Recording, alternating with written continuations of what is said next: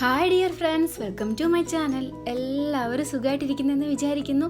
ഇന്ന് ഞാൻ വന്നിരിക്കുന്നത് ഒരു അടിപൊളി സ്വീറ്റിൻ്റെ റെസിപ്പി ആയിട്ടാണ്, ലഡുവിൻ്റെ റെസിപ്പി ആയിട്ടാണ് ഞാൻ വന്നിരിക്കുന്നത്. എനിക്ക് ഭയങ്കര ഇഷ്ടമാണ് ലഡു. പൊതുവെ എല്ലാവർക്കും ഇഷ്ടമാവുന്നൊരു സ്വീറ്റാണ് ലഡു. എനിക്കിഷ്ടമായി നമ്മുടെ നാട്ടിൻപുറത്തെ ബേക്കറികളിലേക്ക് കിട്ടുന്ന ആ പൊടിഞ്ഞു പോകുന്ന ആ തരത്തിലുള്ള ലഡു എനിക്കിഷ്ടം. നല്ല നെയ്യ് ഉള്ള ലഡു എനിക്കിഷ്ടമല്ല, എനിക്ക് ആ പൊടിഞ്ഞു പോകുന്ന ലഡുവാണ് ഇഷ്ടം. അപ്പോൾ ആ ഒരു ലഡുവിൻ്റെ റെസിപ്പി ആയിട്ടാണ് ഞാൻ വന്നിരിക്കുന്നത്. നിങ്ങൾ എൻ്റെ വീഡിയോ ആദ്യമായിട്ടാണ് കാണുന്നതെങ്കിൽ ഒന്ന് സബ്സ്ക്രൈബ് ചെയ്തേക്കണേ. കൂടെ കാണുന്ന ബെല്ലൈക്കൺ കൂടി പ്രസ് ചെയ്യണം. അപ്പോഴേ ഞാൻ ഇടുന്ന വീഡിയോസിൻ്റെ എല്ലാ നോട്ടിഫിക്കേഷൻസും നിങ്ങളിലേക്ക് കിട്ടും. ഈ ഒരു ലഡു ഉണ്ടാക്കാൻ വേണ്ടി ഞാൻ 250 ml കപ്പിൽ 1.5 കപ്പ് കടലപ്പൊടി എടുത്തിട്ടുണ്ട്, ഗ്രാം ഫ്ലോർ എടുത്തിട്ടുണ്ട്, 1 കപ്പ് പഞ്ചസാര എടുത്തിട്ടുണ്ട്,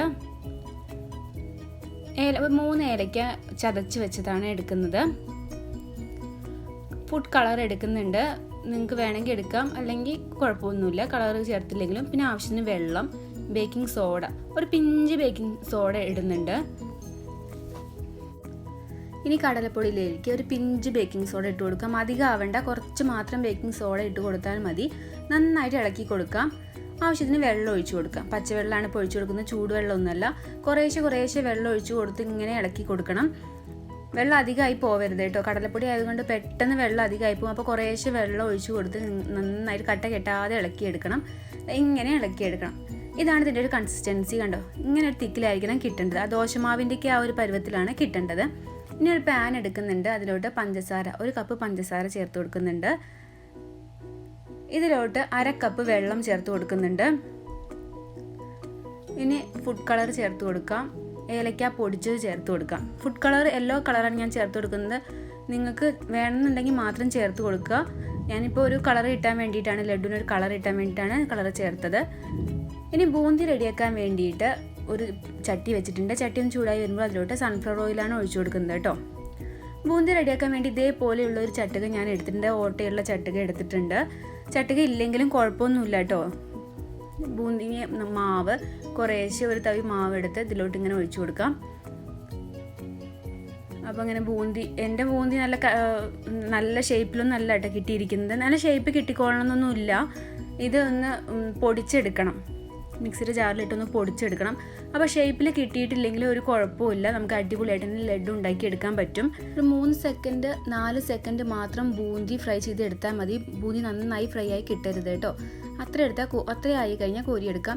ഇപ്പം ഞാൻ ഷുഗർ സിറപ്പ് റെഡിയാക്കാൻ വേണ്ടി വെച്ചിട്ടുണ്ട്. ഷുഗർ സിറപ്പ് ഒന്ന് നമുക്ക് നല്ല കട്ടിയായി കിട്ടണം. അതിന് വേണ്ടിയിട്ട് ബൂന്തി ഉണ്ടാക്കുമ്പോൾ തന്നെ അങ്ങനെ വെച്ചിട്ടുണ്ട്, മറ്റേ അടുപ്പിൽ വെച്ചിട്ടുണ്ട്. അപ്പോൾ ഷുഗർ സിറപ്പ് പെട്ടെന്ന് റെഡിയാക്കി കിട്ടുമല്ലോ. അങ്ങനെ എല്ലാ ബൂന്തി ഉണ്ടാക്കി എടുത്തിട്ടുണ്ട്. കണ്ടോ, ഇങ്ങനെ ആയിരിക്കണം കിട്ടുന്നത്. ഷേപ്പൊന്നും ഒരു കുഴപ്പമില്ല.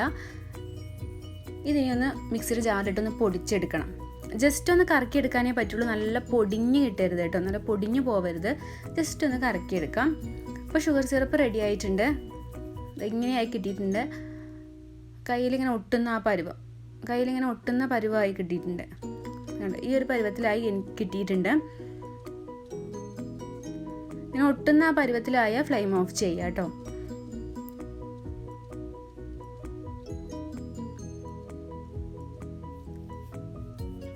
ഇപ്പോൾ ബൂന്തി ഞാൻ പൊടിച്ചെടുത്തിട്ടുണ്ട്. എല്ലാം നല്ല പൊടിഞ്ഞു പോയിട്ടില്ല, എന്നാലും ജസ്റ്റ് ഒന്ന് ക്രഷ് ചെയ്തെടുത്തിട്ടുണ്ട്. എല്ലാ ബൂന്തി ഇങ്ങനെ ക്രഷ് ചെയ്തെടുത്തിട്ടുണ്ട്. നല്ല ചൂടുള്ള ഷുഗർ സിറപ്പ് തന്നെ ഈ ബൂന്തിയിലേക്ക് ഒഴിച്ചു കൊടുക്കാം. ഇതേപോലെ ഒഴിച്ചു കൊടുക്കണം ഷുഗർ സിറപ്പ്. അപ്പോൾ ഷുഗർ സിറപ്പ് ഒഴിച്ചു കൊടുക്കുമ്പോൾ ഇതായിരിക്കും ഇതിൻ്റെ ഒരു കൺസിസ്റ്റൻസി. കണ്ടോ, ഇങ്ങനെ ആയിരിക്കും. ഇപ്പം നിങ്ങൾക്ക് തോന്നും ഷുഗർ സിറപ്പ് കൂടിയെന്നില്ല. ചൂടാറി വരുമ്പോൾ നമുക്ക് നന്നായി ഉരുട്ടിയെടുക്കാൻ പറ്റണം. അപ്പോൾ ഇങ്ങനെ ആയിരിക്കണം കിട്ടേണ്ടത്. ഇതിലോട്ട് 1 ടേബിൾ സ്പൂൺ നെയ്യ് ചേർത്ത് കൊടുക്കുന്നുണ്ട്. നന്നായിട്ട് ഇളക്കി കൊടുക്കുക. എന്നിട്ട് ഇപ്പോൾ ഒന്ന് ചെറുതായി തണുത്ത് വന്നിട്ടുണ്ട്. കണ്ടോ, ഇങ്ങനെ ആയിരിക്കണം ഇത് കിട്ടേണ്ടത്. ഇനി ഇത് ചെറിയ ചൂടോടെ തന്നെ ഉരുട്ടിയെടുക്കാം. ചൂടോടെ തന്നെ ഉരുട്ടിയെടുക്കണം. ചൂടാറി കഴിഞ്ഞാൽ നമുക്കത് ഉരുട്ടാൻ കഴിയില്ല കേട്ടോ. അപ്പോൾ ചെറിയ ചൂടോടെ തന്നെ ഇത് ഉരുട്ടിയെടുക്കണം. അപ്പോൾ എല്ലാ ലഡു ഇതേപോലെ തന്നെ ഉരുട്ടിയെടുക്കാം. എല്ലാം ഇങ്ങനെ ഉരുട്ടിയെടുക്കാം. ഇങ്ങനെ ലഡു ഉരുട്ടിയെടുക്കുമ്പോൾ തന്നെ നിങ്ങൾക്ക് ഇതിൻ്റെ മുകളിലായിട്ട് ഉണക്കമുന്തിരി വേണമെങ്കിൽ വെച്ച് കൊടുക്കാം. ഞാൻ എല്ലാം ഉരുട്ടിയതിന് ശേഷമാണ് ഉണക്കമുന്തിരി വെച്ച് കൊടുക്കുന്നത്. പിന്നെ ചൂടാറിയതിന് ശേഷം അത് ഉരുട്ടാൻ പറ്റില്ല, ചെറിയ ചൂടോടെ തന്നെ ഇത് ഉരുട്ടിയെടുക്കണം കേട്ടോ.